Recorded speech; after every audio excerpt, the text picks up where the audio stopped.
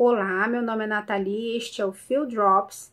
Este é um vídeo da série sobre Tomás de Aquino e será sobre conhecimento. Sobre o conhecimento em Tomás de Aquino, eu recomendo, primeiro, que vejam o vídeo sobre Aristóteles, conhecimento. Tomás de Aquino é bastante influenciado pelo pensamento aristotélico. Claro que é necessário uma adaptação, mas aí eu recomendo que se leia Suma Teológica a partir da questão 79, em que ele enfrenta as questões sobre conhecimento. Algumas perguntas que Tomás de Aquino responde na questão 79 são: o intelecto é potência da alma ou sua essência? Se é uma potência, acaso é uma potência passiva?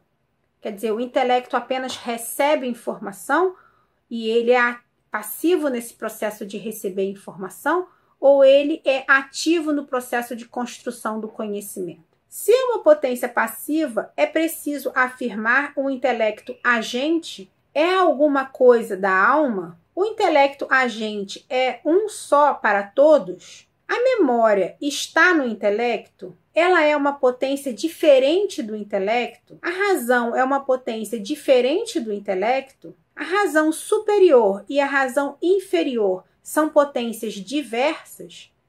A inteligência é uma potência diferente do intelecto? O intelecto especulativo e o prático são potências diversas? O especulativo trata das ciências naturais e o prático do comportamento, da ética, da moral, da política, do direito. A síndrese é uma potência da parte intelectiva? A consciência é uma potência da parte intelectiva? E aí por aí vocês veem que ele enfrenta várias questões ligadas ao conhecimento sem se refutar nenhuma delas.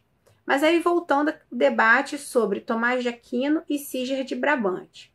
Siger de Brabante foi influenciado por alguns pensadores aristotélicos árabes, e ele propunha que o cientista deveria continuar a explorar e a fazer os experimentos com toda a liberdade, desde que não declarasse a infalibilidade e uma finalidade contrária aos seus próprios princípios.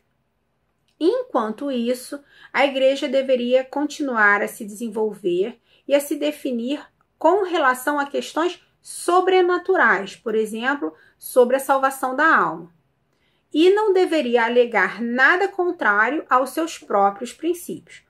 Em outras palavras, os cientistas deveriam ser coerentes com seus princípios e as suas premissas e terem toda a liberdade para conduzir a sua pesquisa, e a Igreja deveria ser coerente com seus princípios e as suas premissas e cuidar apenas das questões sobre a salvação da alma, sobre as questões sobrenaturais.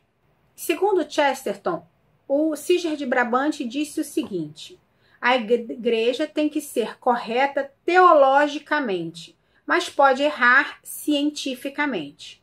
Há duas verdades: a verdade do mundo sobrenatural e a verdade do mundo natural, que contradiz o mundo sobrenatural. Então, essa foi uma situação que, segundo aqui o Chesterton, o boi mudo mugiu bastante alto e agiu como um touro raivoso, porque Tomás de Aquino não admitia de modo algum que pudesse haver duas verdades. Isso feria o princípio da não contradição, que, como eu disse no vídeo de metafísica, é um princípio não só lógico, um princípio do pensamento, mas é um princípio ontológico que ordena a própria realidade. Então, qual era a visão de Siger de Brabante? Os cientistas cuidariam das verdades da natureza, sem incorrer em contradição interna. E a Igreja cuidaria das verdades de fé, sem incorrer em contradição interna. Só que essas duas verdades, as verdades da natureza e as verdades de fé, podiam ser contraditórias entre si. É como se fosse possível haver duas verdades contraditórias entre si, antagônicas, ao mesmo tempo sobre o mesmo mundo. Então, a verdade do mundo natural e a verdade do mundo sobrenatural. Então, como diz Chesterton, esta foi a única ocasião em que o boi mudo reagiu como um touro selvagem.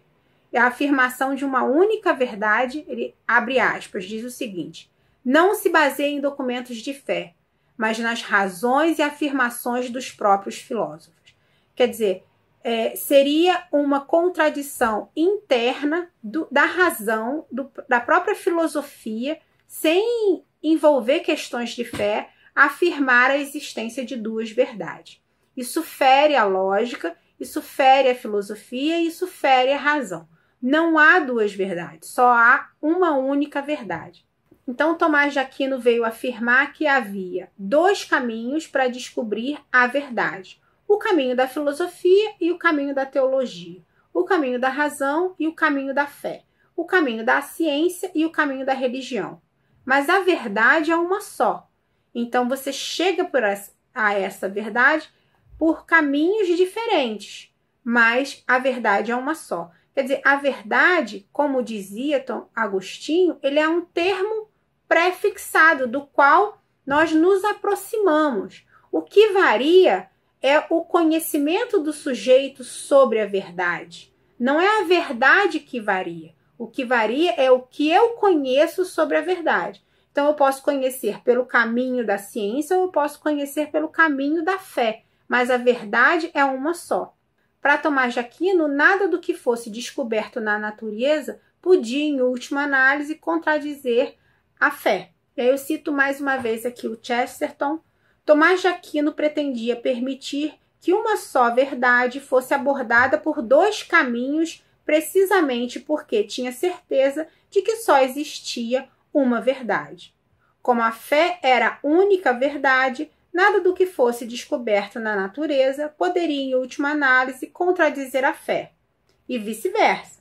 Como a fé era a única verdade, nada do que fosse deduzido da fé poderia, em última análise, contradizer os fatos. Então, só havia uma verdade e dois caminhos diferentes. Este é um vídeo sobre conhecimento, sobre a questão da verdade em Tomás de Aquino. Se você gosta de filosofia, convido a se inscrever no canal e ativar as notificações.